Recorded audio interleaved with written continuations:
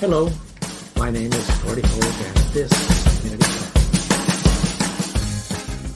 Connect. Each of us has stories that help us to understand and to explain our world.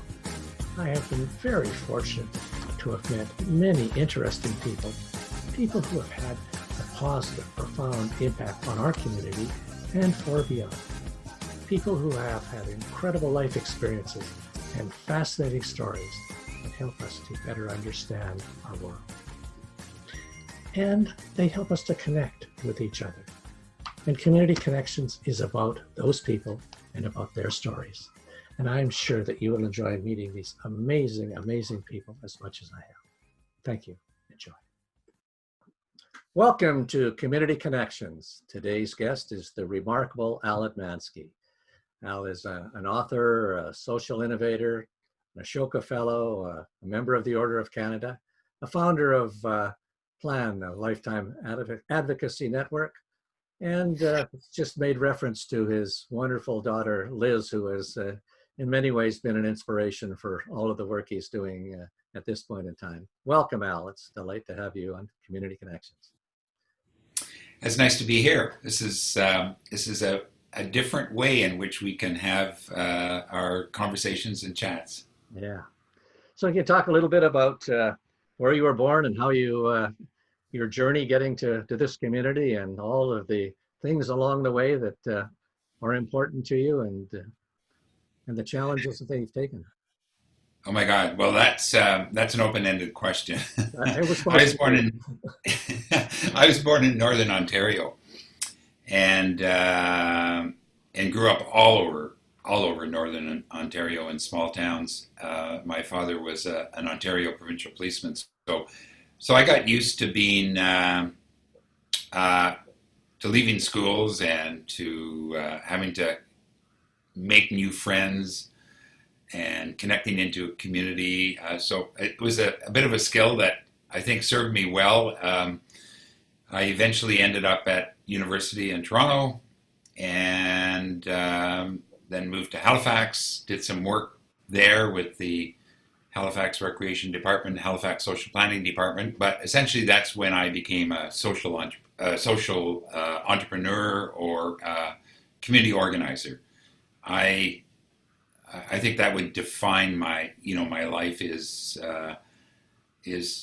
finding ways to maximize the power of all the good folks in a community, all the good innovation that takes place there, all the good ideas, the good actions that often don't see the light of day or aren't seriously considered, but are really the bastion, the framework, the foundation of what makes a society tick. So that's sort of that's my bias, is to community organizing. I don't know, that's probably never talked about myself quite that way, Gord, but hope your listeners enjoy that perspective.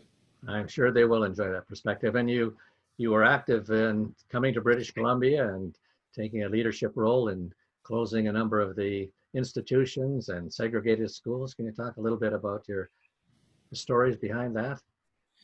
Yeah, so my second daughter, Liz, you mentioned at the top, was born in British Columbia in 1978. And so I kind of pivoted and applied my community organizing experience to the disability world that I had been plunged into and which I knew nothing about. And to be honest, I actually didn't care much about it. I didn't really understand it. But Liz was a great excuse to get a better education than the one I had received before. And so within a year, I guess, of her, maybe 2 years of her being born, I was hired to be the executive director of the BC, get this, Gord, it was still called the BC Association for the Mentally Retarded. And so that was 1981, and that was the International Year of Disabled People as well. It was a good time to be there, and over the course of my time at this organization, we changed our names to British Columbians for mentally handicapped people. And just before I left, about 8 years later, it became the BC Association for Community Living. It's now called Inclusion BC. But to give you an idea of the mindset change. And in those days, there were 3 large institutions in British Columbia. One in Kamloops, Tronquil, one in Victoria, Glendale, and the big one here in U West, called Woodlands. And so we closed in 83, we closed the first one in Kamloops and began the plans for the second one in Victoria, and eventually the one in New West was closed down, making British Columbia the first institution-free province in the country by a long shot. And it wasn't the only innovation that occurred here in British Columbia for people with disabilities, but what I think that did, if I may, there's a kind of an institutional mindset that sets in when you think that the best place for a person with a disability is in an institution. And if you don't know better, you think, well, those are great places. But when you investigate them, you realize they're like residential schools, which we know were not great places to learn and to grow up in, and were subject to the abuse of Indigenous children. Well, the same thing applies to children and adults with disabilities who lived in those places. So once they were gone, it was like this explosion of community possibilities. And I have to say, it is the most remarkable time in my life because our government pivoted during that time, and if you were to calculate the amount of money that they poured into supports for people to live in the community, the innovations they made to serve children with very complex medical needs in the community, and the receptivity to British Columbians, it was very profound. It really taught me 2 important lessons that I've never forgotten, changed my whole style of community organizing. One is governments will do the right thing. And so we should never give up on that. It doesn't mean it's going to happen overnight. And that if you have the power of public opinion behind you or popular support, then that combination actually leads us into the changes that we want for people who are suffering injustice and inequity. So, a bit of a long answer to you, but that whole experience of closing the institutions really set the course for my faith in government and my faith in the average person to support ideas that will end injustice and inequity. If you present it to them in a way that they understand. And you frame some of your thinking of that with your book, The Good Life, too, A Good Life. Yeah, it's I've written 4 books and I'm an accidental writer, although I love it. It's, I wish I had the confidence to start it earlier, but yeah, so it's a very important question, is that if you ask a person with a disability or their family, if they have a child, what kind of program or service do they need for their son or daughter, they'll give you program and service answers. And I know that because we ask families that all over the world. My wife and I created an organization that helps parents plan for the future of their son or daughter with a disability after the parents die. And that question is not a very creative question because it breeds dependence on funding from government. So it got us thinking about another question, which is, what's a good life? And then when you ask that question, everybody's got a different answer. Every single person with a disability has got hopes and dreams and interests and passions, their families do. And the services and programs should support the good life vision. They shouldn't take it over. So that's the, does that make sense to you? That's the reason for using that question. And nowadays, most planning for people with disabilities, people will say, what's a good life? And it leads you into thinking about community supports, neighborhood engagement, etc. All of the things that take people away from the industry of programs and services.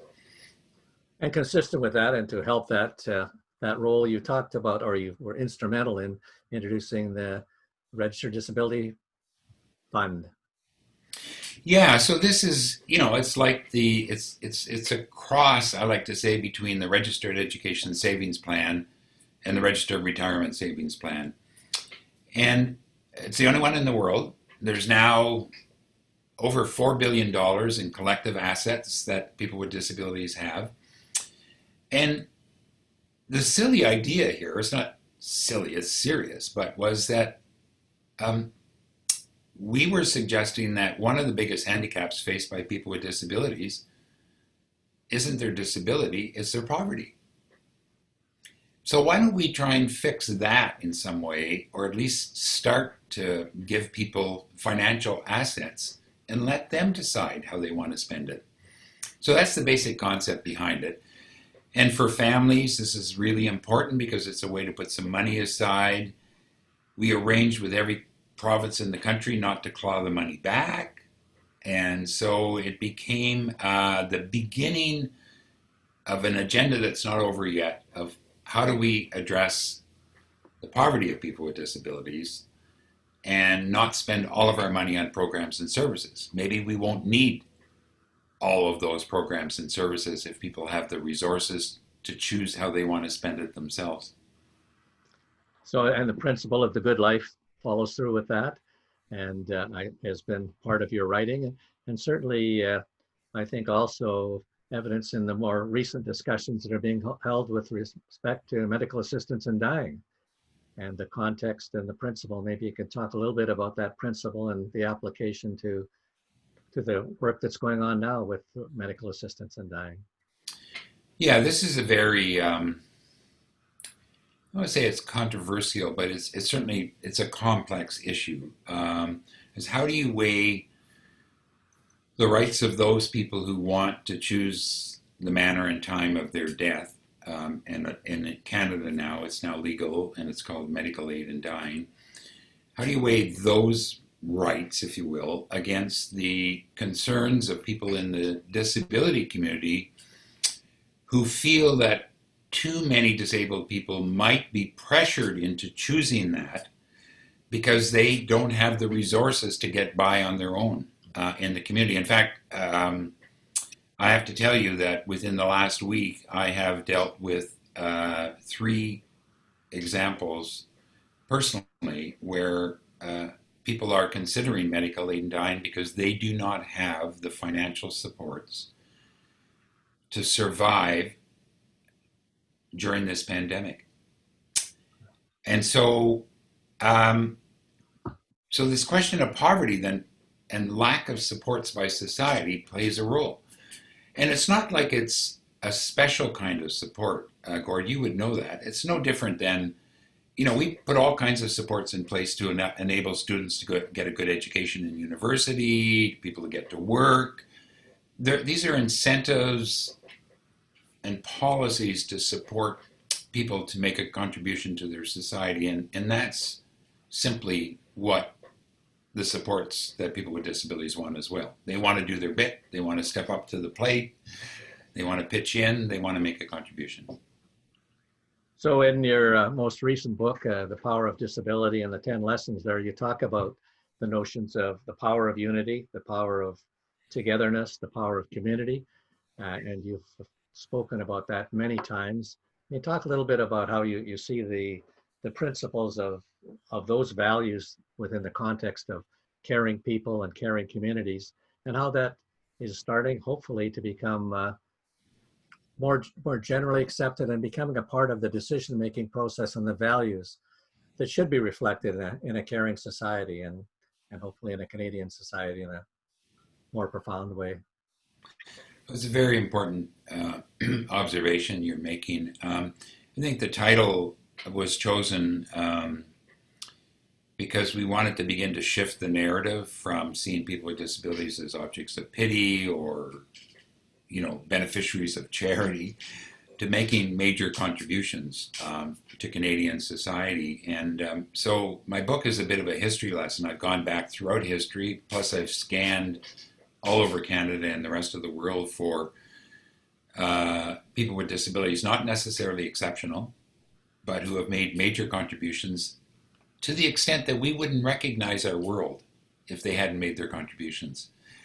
And so it's partly about, changing the narrative or changing the story about disability and seeing a legitimate, credible reason why we can't afford as a society to waste anybody's talent going forward. And, maybe a good example of that, Gord, is a former colleague of yours, Carla Qualtrough, an immensely talented woman, lawyer, remarkable athlete in her day, who happens to have a disability. And she probably has the largest file right now in Canada. She's got the file related to keeping people employed or compensating them for the slowdown in the economy, the loss of jobs, preventing layoffs or mediating layoffs, all of that. I've had enough conversations with her to know that she's busy maybe 15 hours a day working from Delta and dealing with the time zones back east. So here you have a woman with a disability in the most significant or one of the most significant federal positions around. And she's not exceptional. This is true of so many people with disabilities. Oh. And I think one of the things that I really like about the way you describe that and the way you describe it in your book is you're talking about people and telling their stories rather than being just trying to put principles there, but the principles evolve from the stories of people. So it becomes very human and engaging in that sense. Yeah, and the book, I wanted to write a book that the average person might be interested in. Somebody like me who had no interest in disability, but might have been attracted to, 100 stories or so that told me a whole lot about the way the world is made. And the only difference was the source were all people with disabilities. And that's the unifying thread related to your last question, is that a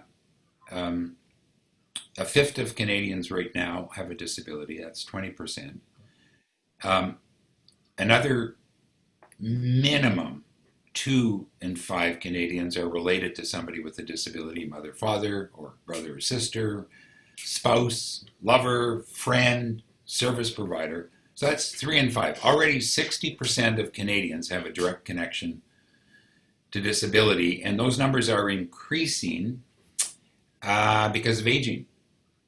And so it is a unifying force in society in that regard, in that the most of us have a connection, direct or once or twice removed, or will have a connection to disability. And so I have an interest in unifying all of these disparate groups who are in the disability world so that our full power can be manifest in society.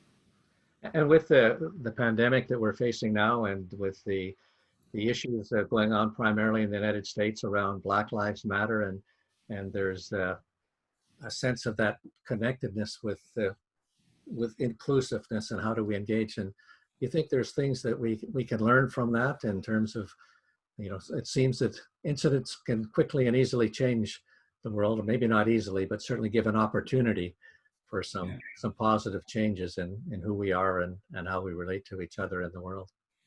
Yeah, I think the phrase, if I have it right, is systemic anti-Black, discrimination. The same is true of Indigenous people, and as I alluded to earlier, the same is true of people with disabilities. It's not as well understood, and because we're not as unified, I believe we haven't done the kind of job that we probably need to do as a movement, as a community, to bring it to the attention of the general public and the policymakers the way Black Lives Matters has, or I think the way the Indigenous community in Canada has. It's still slow, but to point to the systemic prejudices and biases that lead to discrimination in our apparatus of government, in our institutions, we can learn from Black Lives Matters and from the whole reconciliation agenda with Indigenous people about how to get at it. So yeah, there's lots of parallels, but there's certainly lots to learn. So again, making reference to your latest book and the 10 lessons, one of them that struck up for me was the power of unity. And I think that's perhaps underlying a lot of a conversation we've had today. Can you talk a little bit about the power of unity? And I think you refer to it as the ultimate power of disability, is in the unity and how that brings us together, and the potential that has for us to have a positive vision, a positive future that we can all be working towards. Well, I think we live in a time now where many forces, they seem dominant, are driving us apart. There's the forces of identity, there's the political forces, and we seem to be more and more categorized and separated. And so, in my view, anything that counterbalance that is the more radical move, ironically. And so you and I are of the 60s generation, the boomers, and I would argue that the most radical thing we can do now is to be a peacemaker, is to be a unifier. And so what is the unifying move is a question I'm continuing asking myself. And as I described earlier in terms of the numbers related to people with disabilities, but also the message of people with disabilities is similar to the message of the pandemic, Gord, which is that we are all vulnerable, and our vulnerability is dealt with when we work together. You cannot, I cannot, we have not survived this pandemic without everybody pitching in, paid, unpaid. And in fact, the social hierarchy got inverted. And those on the front lines, the grocery clerks, the people who signed those CERB checks to get them out, the nurses, the people we clanged for every night at 7 o'clock, along with the unpaid family members, friends, and neighbors who pitched in. That's what's got us through. So this whole notion of vulnerability is one of the components of disability, and it's not a weakness. It's in that sense, I hope I'm making this case, but maybe not. You can tell me, but it's a strength. It's always a strength when we understand what all of our conditions are. And so in that regard, we are all vulnerable if nobody pays attention. We are made strong and capable, and our power is exercised when we are supported by society. And so surviving in this world, thriving in this world is not a do-it-yourself project. It's a do-it-together. So is it unity in that sense of it? Does that make sense, or is something missing in my logic? No, I think that what you're talking about is unity in terms of the values, and at some point, all of us can connect at some point in our value level. It's the operation and the details of that becomes challenging. So, but once we can agree to the statements that you're so profoundly putting forward, in terms of that sense of continuity that can come, that sense of sameness. I've believed for years that wherever you go in the world, most people care about the same things, about family, about community, about getting ahead, about different belief systems. And I thought with our world becoming our economy becoming more globalized and lifting poorer countries out of poverty, and our politics becoming more liberalized, I had great faith. The last 5 years or so has made me question whether or not that's exactly happening in the way that I was so optimistic about. And I think we have some more challenges we're facing now, as you so clearly put. It's probably fair to call it a faith too, in that we want to be realistic about what the challenges are, and but as we respond to those challenges, we want to gather all of the resources that we have, and what we find is that in fact, every day, everywhere, just about everyone is involved in a caring relationship. And, I saw that in the disability community. I saw that when we closed the institutions. It wasn't just the paid people, the professionals, it was the receptivity of the neighborhoods and the willingness of politicians to stand up and say, welcome.